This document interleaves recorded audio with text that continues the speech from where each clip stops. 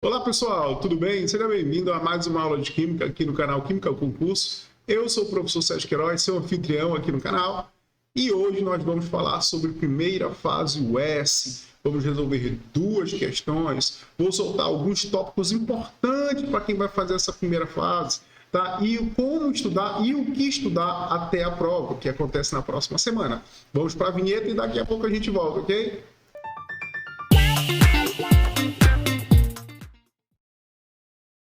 Muito bem. Pessoal, olhe, para quem vai fazer uma primeira fase da UES, né, que acontece na próxima semana, é importante que você tenha em mente os assuntos iniciais da química.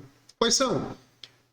A parte de separação de misturas, aquela parte de introdução ao estudo da química, que é o quê? A parte de substâncias em misturas também, saber quando é uma substância simples, uma composta, tá? A decomposição de uma substância composta. Interessante que você passe pela evolução dos modelos atômicos, que você consiga distinguir os tipos de ligações químicas. São assuntos muito importantes para quem vai fazer uma primeira fase dentro da química geral. A parte de reações também, às vezes a UES coloca dentro da sua primeira fase uma questãozinha envolvendo ligações e reações. A parte de interações intermoleculares, tá? De polo induzido, permanente, ligação de hidrogênio, é importante saber para uma prova de primeira fase. Isso no quesito química geral. Sério, de estequiometria importante, importantíssimo. Embora a UES goste mais de estequiometria na segunda fase, o que não tira a possibilidade de aparecer uma questão de estequiometria na primeira fase também. Agora veja, dentro da química orgânica, vale ressaltar a introdução também ao estudo da química orgânica para a primeira fase, ou seja, é aquela primeira parte, classificação das cadeias carbônicas, tá certo? Classificação do carbono, primário, secundário, terciário. E identificação das funções orgânicas é muito importante para quem vai fazer uma prova da UES de primeira fase. Esses são assuntos que mais aparecem. Dentro da fisicoquímica, a UES adora a termoquímica na primeira fase. Estudo dos gases também. Equilíbrio, uma vez ou outra, ela traz também dentro da primeira fase. Inclusive, tem vários vídeos aqui de termoquímica, praticamente o curso todo, que eu venho resolvendo questões por questões em relação à termoquímica. Fique atento, se inscreva no canal, já digo logo, se inscreva no canal, deixe o seu like, curta, compartilhe e assista os vídeos. Isso vai fazer muito o canal crescer, tá legal? Semana passada, ou aula passada, na verdade, foi uma aula do professor Alex Magno, de matemática, que veio gravar, ele falou sobre logaritmo, resolver uma questão sobre logaritmo, o que também é importante para você que vai fazer o vestibular da UES. Veja, pessoal, eu vou, durante essa semana, durante a data de hoje, no decorrer do final dessa semana e o início da próxima, antes do vestibular, eu vou soltar uma bateria de resolução de questões da UES que caíram na primeira fase e que estão dentro dos assuntos que eu comentei agora nesta aula, tá? Antes de começar basicamente a resolução. Então, vou soltar uma série, 8 questões, vai ser a série Gabaritando S, tá? E dá também todas as dicas possíveis para você resolver a sua questão de química da primeira fase. Ok, gente? Bom, vamos começar nossa aula. Tá? A aula de hoje eu vou resolver duas questões sobre evolução dos modelos atômicos. Vamos fazer uma sinopse bem legal, bem tranquila, para que você possa chegar na sua prova da primeira fase da UES e ficar muito tranquilo em relação a esse assunto, ok? Vamos lá para o nosso quadro digital para começarmos a resolver a questão. Vamos fazer a transição. Muito bem, já estamos na questão, tá? Veja, gente, quando nós observando essa questão, nós estamos logo percebendo que é uma questão que envolve a evolução dos modelos atômicos, não só Summerfield. Perceba, antes de resolver essa questão, deixa eu fazer um rápido lembrete. A história do átomo começa há 450 anos antes de Cristo. Com quem? Com Leucipo e Demócrito. Mas não era modelo atômico. Eles idealizaram a palavra átomo. A significa não, toma ou parte. Então, a matéria é constituída de pequenas partículas que não são capazes de se dividir. Era uma filosofia. O primeiro modelo atômico surge em 1803. Com quem? Com Dalton, John Dalton. O primeiro modelo atômico, ele propõe, vou colocar aqui, vou mudar a cor da minha caneta aqui. Vou mudar a cor da minha caneta, deixar ela azul, pronto. O primeiro modelo atômico é o modelo atômico proposto por Dalton. Ele diz que esse modelo atômico, tá, Dalton, 1803 aproximadamente, tá bom? Propõe o modelo atômico da bola de bilhar. O átomo é uma esfera maciça, homogênea, indivisível, indestrutível e neutra, sem cargas elétricas. Correto? O segundo modelo atômico, isso aqui em 1803. Segundo, quase 100 anos depois, 1897, surge o modelo atômico de Thomson, já com a existência dos elétrons. Thomson diz que o átomo é uma esfera positiva, tá? É uma esfera positiva, vou comentar um pouquinho. É uma esfera positiva, e nessa esfera, como um todo, uma massa toda positiva, nela estão incrustados, tá? Impregnados elétrons, tá aqui, ó. Vou botar de preto. Elétrons, ó. Estão aqui os elétrons, ó. Impregnados, como se fossem frutas cristalizadas num panetone, ou um pudim de passas. Por isso que o modelo atômico de Dalton ou de Thomson ficou conhecido como modelo atômico do pudim de passas. O modelo atômico de Dalton ficou conhecido como modelo atômico da bola de bilhar. Bom, logo na sequência, você tem o modelo atômico. Isso aqui foi o modelo atômico de Thomson, tá? Modelo atômico de Thomson. E aí você tem na sequência o modelo atômico nuclear, com a ideia de núcleo, que é o modelo atômico de quem? De Rutherford, que eu sempre digo que é o modelo mais icônico da história. Todo mundo, quando pensa em átomo, tá? Quando quer fazer uma referência, um desenho de átomo, ele faz esse desenho aqui, ó, que é o modelo atômico justamente de quem? De Rutherford. Esse modelo aqui. Pronto. E o núcleo aqui no meio. Né? Esse foi o modelo quem? De Rutherford.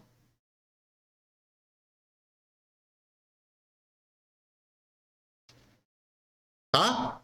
E na sequência desse modelo, vem, olha, veja, modelo atômico nuclear, modelo atômico do sistema solar, modelo atômico planetário.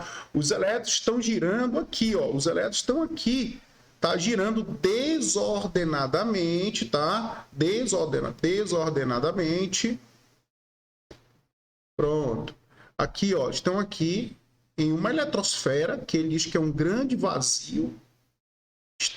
Eles estão girando de forma desordenada. Não tem ordem aí.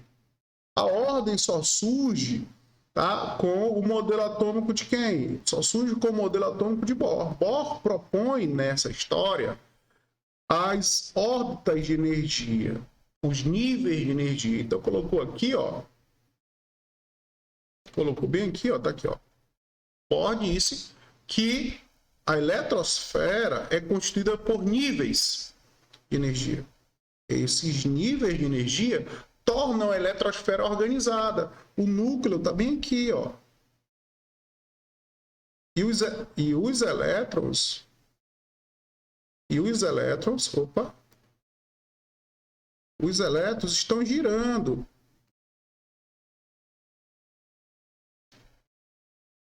Ficou muito pequena aqui a circunferência. Pronto, tá aí, tá indo.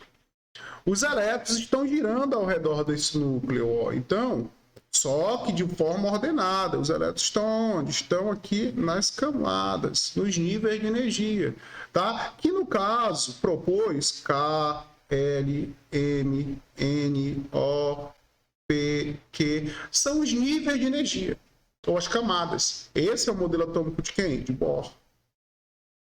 Modelo atômico de Bohr. Aí vem a história do salto quântico, modelo atômico quantizado. O elétron salta de um nível para outro ao receber energia na forma de quanto e volta para o seu nível original, liberando essa energia na forma de quê? De luz ou fóton. Aqui são os elétrons, ó. Estão girando. São as órbitas circulares, também chamado de órbitas estacionárias. Modelo atômico de Bohr.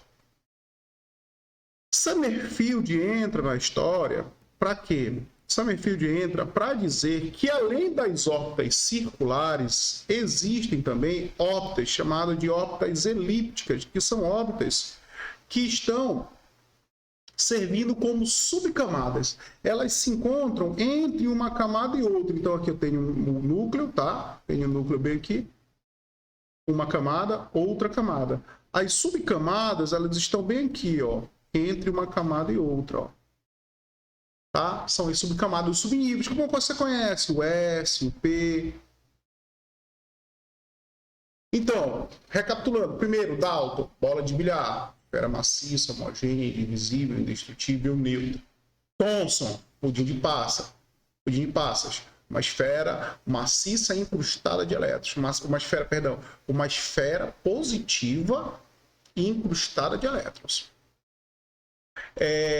O modelo atômico de quem? De Rutherford. Surge a ideia de núcleo, os elétrons estão girando desordenadamente ao redor de um núcleo pequeno e positivo. Tá? Já se tem ideia do tamanho relativo do átomo aí com Rutherford. Na sequência, você tem Bohr com a criação dos níveis de energia. Esses níveis de energia, tá, propõem que o elétron consiga se movimentar entre um nível e outro, recebendo energia na forma de quantum. São os pacotes de energia. Modelo atômico quantizado. E por último, para essa questão, vem o modelo atômico de quem? O modelo atômico de Summerfield, com a implementação das órbitas elípticas como sendo o quê? Como sendo as subcamadas. E aí, quando nós vamos resolver a questão, eu vou mudar a cor da minha caneta para vermelho, para ficar destaque, nós observamos que essa letra A, ela está falsa para a questão, porque ele pede na visão de Summerfield. Na visão de Summerfield, o átomo não é uma esfera maciça, indivisível, homogênea e indestrutível. Quem fala isso é Dalton, então seria esse aqui, ó, o A. Está errado para essa questão. A letra B, uma esfera de carga positiva que possui elétrons de carga negativa nelas incrustados. Thomson. Essa seria verdadeiro para Thomson, mas é falso para essa questão. Porém, quando você vai para a alternativa C, o que é que você percebe? Que ele coloca constituído por camadas eletrônicas contendo órbita circular e elípticas. Então, são as subcamadas. Quem falou isso? Summerfield. A nossa resposta aqui. Letra D, constituído por núcleo por núcleo eletrosfera em que todos os elétrons estão em órbitas. Ó, órbita, falou em órbita, tá? Ele está falando em Bohr. Porque Rutherford não tem órbita. A eletrosfera era desorganizada. A gente matou a questão de forma bem tranquila aí, tá? Sem dificuldade, basta você ter a noção correta de tudo, tá? Primeirazinha questão. Eu não poderia deixar de falar em evolução de modelos atômicos sem falar, tá? Não vou nem fazer transição, vou passar direto aqui, ó. Sem falar nesses princípios aqui, que você tem que saber. Ele diz assim, ó, é possível calcular a velocidade e a posição de um elétron em determinado instante, princípio da certeza? Tá errado, não existe princípio da certeza, tá? Existe o princípio da incerteza, proposta por Heisenberg, que diz que não é possível calcular a velocidade e a posição de um elétron em determinado instante, não dá.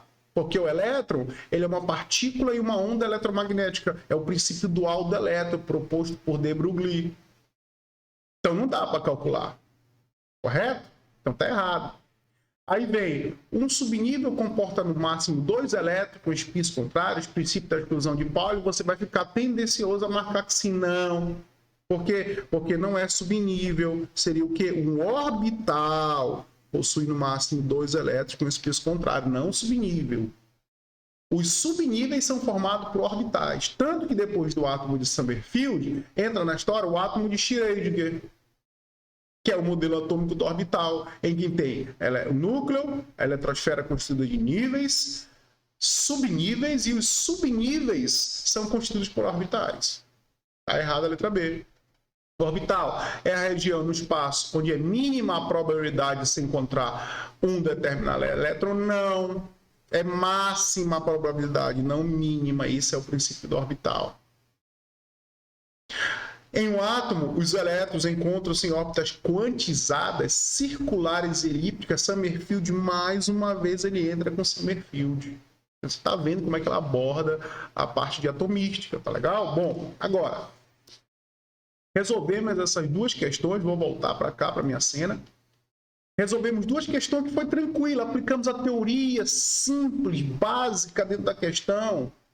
Você precisa ter isso em mente. Basta você resolver a questão e interpretar de forma correta que você vai acertar a questão. Com certeza. Olha, avisos. No decorrer dessa semana agora, eu vou estar trabalhando questões UES, porque o vestibular da UES está acontecendo na próxima. Então, vou trabalhar mais de duas. Vou trabalhar tudo aquilo que eu falei anteriormente. Tá? Vou falar um pouquinho de química orgânica, um pouquinho de química geral. Tá? Vou falar um pouquinho sobre separação de misturas, para te dar toda a base, te deixar com todo um arcabouço para fazer essa prova de primeira fase. Correto? E você vai conseguir. Calma, tranquilidade. Nós aqui do canal Química Concurso, eu aqui do canal Química Concurso, vou te ajudar, com certeza, a fazer uma excelente prova de Química na primeira fase. Tá legal, gente? Agora, fique antenado. Vou fazer as postagens assim de duas questões, tá? Até lá, vou abrir a série gabaritando a prova da UES. Nós vamos deixar aqui para você tudo que vai cair nessa primeira fase, tá legal? Para isso, precisa o quê? Isso, se inscrever. Sérgio, tu fala muito? Sim, com certeza. Então, se inscreva, ative as notificações, curta, compartilhe, tá? Com seus amigos tudo isso aqui, tá? Esse canal é feito para você, para que você possa fazer uma ótima prova. Tá legal? Bom, eu vou ficando por aqui, desejando sempre aquele abraço para você e até a próxima aula. Tchau!